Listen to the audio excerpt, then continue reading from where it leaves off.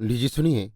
O Henry की लिखी कहानी लाल परी की शान में एक रुबाई, मेरी यानी समीर गोस्वामी की आवाज में। इस कहानी का निर्देश शराबबंदी के भाषण और मधुशाला के निमंत्रण के बीच कहीं भी हो सकता है। मधुशाला का निमंत्रण इसलिए कि शराब ही कहानी का प्रधान विषय है, जिसकी तो नदियां बहेंगी, और शराबबंदी का भाषण इसलिए कि पियक्कड़ों के दर्शन नहीं होंगे। बॉब बेबिट आजकल खुश्क था।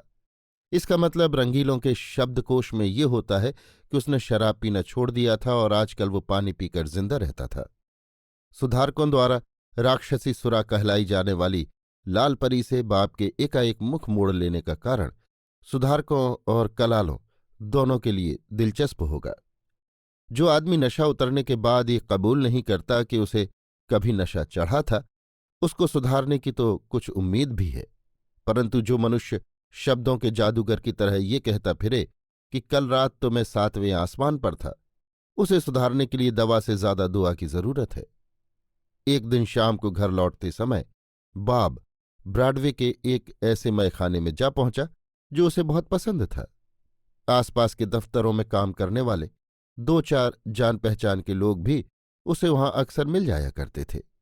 इसके बाद शराब और गपशप के दौर चलते और खाने के लिए घर पहुंचने में उसे अक्सर देर हो जाया करती। इस समय उसकी नज़रों में स्टैंडर्ड ऑयल कंपनी भी तुच्छ दिखाई देती। आज वो जैसे ही अंदर घुसा उसे सुनाई पड़ा, कल रात को तो बेबिट पीकर धुत हो गया था। बेबिट ने आगे बढ़कर शीशे में अपना मुंह देखा। उसका चेहरा खड़िया की तरह सफेद फक पड़ा हुआ था। आज पहली बार उसे सच्चाई के दर्शन हुए। उसके मित्रों ने झूठ बोला था और उसने खुद भी अपनी प्रवंचना की थी। वो माने या न माने, इसमें कोई शक नहीं कि वो पक्का पियक्कड़ था। जिसको उसने एक मधुर और उत्साहवर्धक चीज माना था, वही एक जानलेवा नशा प्रमाणित हुई। जिसे उसने हाजिर जवाबी माना था, वो एक शराबी की बकवास थी, और जिसे वो हंसी मजाक समझता था, वो एक पियक्कड़ की धमाचौकड़ी थी। परंतु अब कान पकड़ लिया। उसने कलाल से कहा, एक गिलास सोडा। उसके मित्रों पर, जो उसका साथ देने की राह देख रहे थे, एक खामोशी छा गई। उनमें से एक ने नम्रता से पूछा, क्यों बॉब, क्या तौबा कर ली? उसके स्वर में एक ऐसी औपचारिकता थी जो अक्सर शराबियों में नहीं पाई जाती। बॉबी ने स्वीकारात्मक उत्तर दिया। साथ में बैठे हुए किसी व्यक्ति ने अधूरी छोड़ी गई कहानी का सूत्र पकड़ा और आगे कहना शुरू किया। कलाल ने कुछ सिक्के गल्ले में डालकर रेजगारी गिनना शुरू किया और बॉब वहां से चल पड़ा। बॉब घरबारी था और उसकी शादी हो चुकी थी। लेकिन ये एक दूसरी कहानी है, और मैं वही कहानी कहूंगा जिससे आप अच्छी आदत और बुरी कहानी वाले फिक्रे की चरितार्थता समझ सकें। ये किस्सा सुलीवान प्रदेश से शुरू हुआ, जहां से कई नदियों और कई तकलीफों का जन्म होता है। जुलाई का महीना था और पहाड़ों के किसी होटल में जैसी गर्मियां बिताने के लिए ठहरी हुई थी। बॉब ने अभी अभी कॉलेज की शिक्षा समाप्त की थी। उसने जैसी को देखा और सितंबर में उनका विवाह हो गया। यही इस कथा का सार है। एक घूंट पानी पीकर इसे दवाई की तरह गुटक सकते हैं। लेकिन वे जुलाई के दिन, अब इस विस्मय के चिन्ह को ही समझाने दीजिए। मैं बीच में नहीं बोलूंगा। अधिक जानकारी के लिए पढ़िए रोमियो जूलियट और अब्राहम लिंकन का तुम कुछ लोगों को बेवकूफ बना सकते हो के विषय में रोमांचकारी गीत, अथवा डार्विन का कोई ग्रंथ।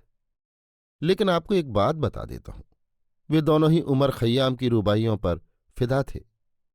उस बूढ़े स्पष्टवादी का एक एक छंद उन्हें कंठस्थ था।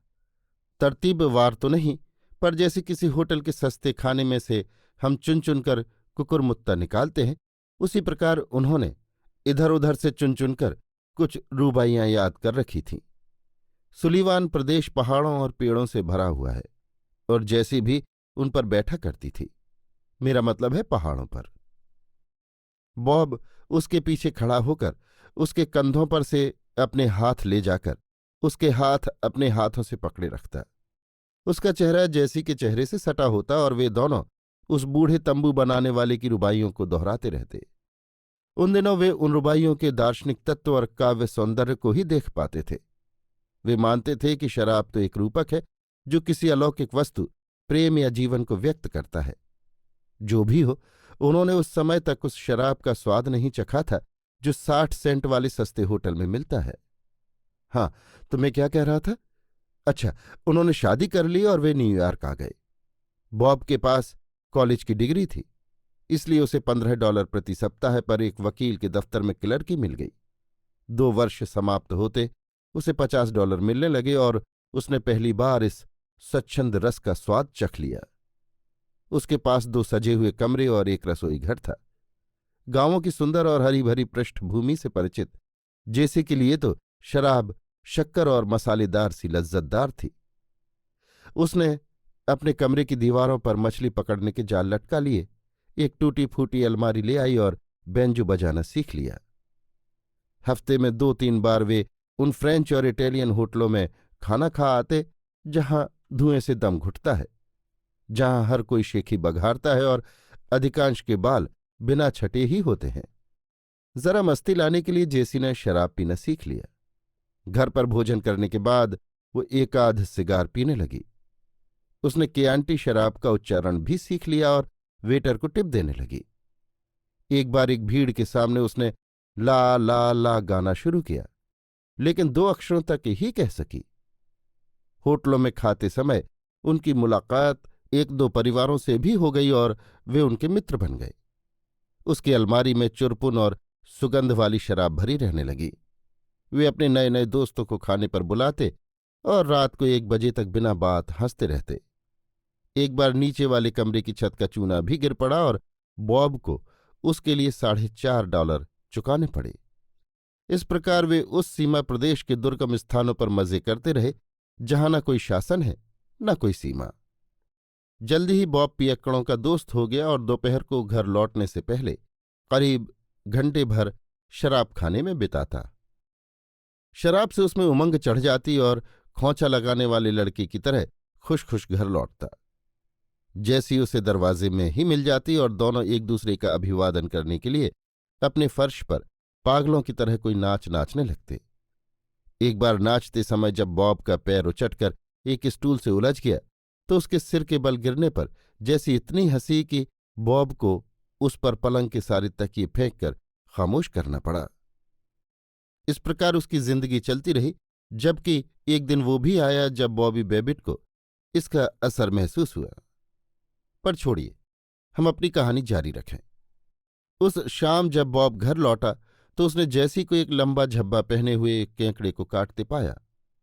सामान्यतः जब मैखाने में अपना समय बिताकर मस्त झूमता बॉब घर आता तो उसका प्रसन्नतापूर्वक स्वागत किया जाता, यद्यपि उसमें भी शराब की गंध मिली रहती। चीखों से या गीतों की 1-2 कड़ियों से अथवा गृहस्थी के आनंद को प्रदर्शित करने वाले कुछ विशिष्ट शब्दों द्वारा उसका आगमन घोषित किया जाता। नीचे के बड़े कमरे में रहने वाली बुढ़िया सीढ़ियों पर बॉब द्वारा पैर रखते ही अपने कानों में रुई ठूंस लेती। पहले पहले कई दिनों तक तो जैसी इन अलौकिक अभिवादनों के रूखेपन और चटपटेपन से दूर रही, पर धीरे धीरे ज्यों इस झूठी स्वच्छंदता का धुआं उसे अभिभूत करने लगा, त्यों त्यों वो इन्हें प्रेम के सच्चे और सही अभिवादन मानने लगी। आज बॉब चुपचाप घर आया। उसने मुस्कुराकर जेसी को धीमे से चूमा और एक अखबार लेकर पढ़ने बैठ गया। नीचे के बड़े कमरे में रहने वाली बुढ़िया चिंतित होकर अपने कानों में रुई ठूंसते ठूंसते रह गई। जैसी ने अपना हाथ का चाकू और कैंकड़ा डाल दिया और चौकन्नी आंखों से वो उसकी ओर भाग कर आई। क्या बात है बॉब, तुम्हारी तबीयत तो ठीक है? हाँ बिल्कुल। तो फिर आज तुम्हें क्या हुआ है? कुछ भी तो नहीं। ध्यान देकर सुनना भाइयों, जब कभी तुम्हारे रंग ढंग में परिवर्तन देखकर वो औरत जिसे सब कुछ पूछने का अधिकार है, अगर तुम्हारे बारे में कुछ पूछ बैठे तो उसे इस प्रकार जवाब देना। उसे कहना कि तुमने एकाएक गुस्सा आ जाने के कारण अपनी दादी की हत्या कर दी है। उसे बताना कि तुमने आज किसी अनाथ को लूट लिया है और इसलिए पश्चाताप कर रहे हो। उसे कहना कि तुम्हारा दिवाला निकल गया है, कि तुम्हारे दुश्मन पीछे पड़े हुए हैं, कि तुम्हारे पैर में सूजन आ गई है, कि तुम्हारी तकदीर खराब है, परंतु अगर तुम अपने सुख और शांति की एक तिल भर भी परवाह करते हो तो कभी कुछ नहीं कहकर जवाब मत देना। जैसी चुपचाप अपने केकड़े को काटने चली गई। उसने बॉब की ओर संदेह भरी दृष्टि से देखा। उसने वैसा व्यवहार पहले कभी नहीं किया था। जब टेबल पर शाम का खाना लगाया गया तो जैसी ने शराब की एक बोतल और 2 गिलास भी सजा दिए, पर बॉब ने अस्वीकार कर दिया। वो बोला, सच्ची बात यह है जैस कि मैंने शराब पीना छोड़ दिया है। फिर भी तुम पी सकती हो। अगर तुम्हें ऐतराज न हो तो मैं सीधा साधा सोडा ले लूं। उसकी तरफ बिना मुस्कुराए घूरती हुई वो बोली, क्या कहा? तुमने पीना छोड़ दिया? किस लिए? बॉब बोला, उससे मुझे कोई फायदा नहीं होता था। क्या तुम्हें ये बात अच्छी नहीं लगी? जैसी ने अपनी भौहें चढ़ा ली और एक कंधा उचका लिया। बनावटी मुस्कुराहट के साथ उसने कहा, बिल्कुल, मैं भी अपने शुद्ध अंतःकरण से किसी को दारू या बीड़ी पीने के लिए या रविवार को सीटी बजाने के लिए सलाह नहीं दे सकती। लगभग बिना किसी बातचीत के गुमसुम खाना समाप्त हो गया। बॉब ने बात करने की कोशिश की, पर और दिनों की तरह उसकी बात में जान नहीं थी। वो दयनीय हो उठा। 1-2 बार उसकी नज़र बोतल पर टिक गई, पर हर बार उसके शराबी मित्र का ताना उसके कानों में गूंज उठता और उसका मुंह कठोर हो जाता। इस परिवर्तन का जैसी पर गहरा प्रभाव पड़ा। उसे लगा कि एकाएक जैसे उनके जीवन का सार विदा हो गया है। बोतल का ढक्कन खोलते समय जो बेचैनी और उन्माद, जो झूठी प्रफुल्लता और अप्राकृतिक स्वच्छंदता की जो उत्तेजना होती थी, वो सहसा चली गई मालूम होती थी।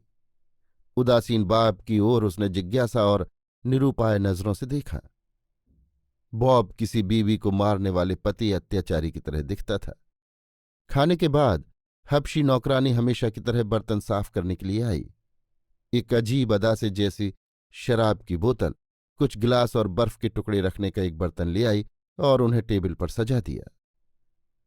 अपने स्वर में बर्फ सी कठोर सर्दी ढालकर उसने कहा, क्या मैं पूछ सकती हूं कि आपके अनायास अच्छेपन के दौरे में क्या मुझे भी शरीक होना पड़ेगा? अगर नहीं तो मैं तो अपने लिए ढाल लूं। न जाने क्यों आज कुछ ज्यादा ठंड है। बॉब ने खुश होकर कहा, ओह जैस, मेरे साथ तुम इतनी रुखाई मत दिखाओ। तुम तो पियो, तुम्हारे ज्यादा पीकर धुत होने का कोई खतरा नहीं है। ये डर तो मुझे था और इसीलिए मैंने छोड़ दिया। तुम पियो, बाद में बैंजो निकालना, नई धुन बजाएंगे। किसी देवी आदेश के समान जैसी ने कहा, मैंने सुना है कि सिर्फ पीना ही हानिकारक आदत है। कुछ भी हो, मैं आज बैंजो नहीं बजा सकती। अगर हमें सुधरना है तो बैंजो बजाने की बुरी आदत भी छोड़नी पड़ेगी। उसने एक किताब उठाई और टेबल की दूसरी तरफ अपनी आराम कुर्सी में पढ़ने बैठ गया। आधे घंटे तक उनमें से कोई नहीं बोला। उसके बाद बॉब ने अपना अखबार रख दिया और एक अजीब अदा से उसकी कुर्सी के पीछे जाकर खड़ा हो गया। उसके कंधों पर से अपने हाथ निकालकर उसने उसके दोनों हाथ पकड़ लिए और उसके चेहरे से अपना चेहरा सटा लिया। एक क्षण में ही जैसी की आंखों के सामने से जाल लटकाई हुई कमरे की दीवारें अंतर्ध्यान हो गईं और उसकी जगह सुलीवान प्रदेश की पहाड़ियां दिखाई देने लगीं। जो ही बाब ने बूढ़े खय्याम की रुबाई पढ़ना शुरू किया, उसे लगा कि उसके हाथों में पड़े जैसी के हाथ सिहर उठे। आओ प्याला भरो, बहारों को सिंगारो, सर्दी की पश्चातापों के वस्त्र उतारो। अरे समय के उड़ जाने में देर कहाँ है, वो पंछी सा अपनी पाखें खोल रहा है। इसके बाद वो टेबल के पास गया और एक गिलास में शराब ढाल कर ले आया। लेकिन उसी क्षण न जाने कैसे पहाड़ों की ठंडी हवा का एक झोंका कमरे में घुस आया और उसने उस झूठी स्वच्छंदता के कोहरे को छिन्न भिन्न कर दिया। जैसी उछली और अपने हाथ के एक झटके से उसने बोतल और गिलास को टेबल के नीचे गिराकर चूर चूर कर दिया। हाथ का वही अंदाज उसके हाथ को बॉब के गले के चारों ओर ले गया। उसने अपने साथी को बाहों में कस लिया। ओह बॉबी, ये रुबाई नहीं। हे भगवान, अब समझ में आया, मैं ऐसी बेवकूफ हमेशा तो नहीं थी। वो दूसरी रुबाई, वो जिसमें कहा है, और इसे मनमाना फिर से, वो सुना बॉब, और इसे मनमाना। बॉब बोला, हाँ हाँ, मुझे वो भी याद है। कहा है, ओ प्यारे, क्या तुम मैं दोनों उससे साजिश कर सकते हैं, उससे निर्मित दुख दर्दों की, इस रचना को धर सकते हैं। टुकड़े टुकड़े इस दुनिया के हम दोनों कर, जैसी बीच ही में बोल उठी, इसे मुझे पूरा करने दो। टुकड़े टुकड़े इस दुनिया के हम दोनों कर क्यों ना फेंक दे, और इसे मनमाना फिर से क्या न किसी दिन घड़ सकते हैं। बॉब ने अपने पैरों के नीचे पड़े कांच के टुकड़ों को कुचलते हुए कहा, इसके तो टुकड़े टुकड़े हो चुके हैं। नीचे किसी गहराई में मालकिन श्रीमती पिकंस के सधे हुए कानों ने इस तोड़फोड़ की ध्वनि पहचान ली। उसने कहा, ये वही जंगली मिस्टर बॉबेट है।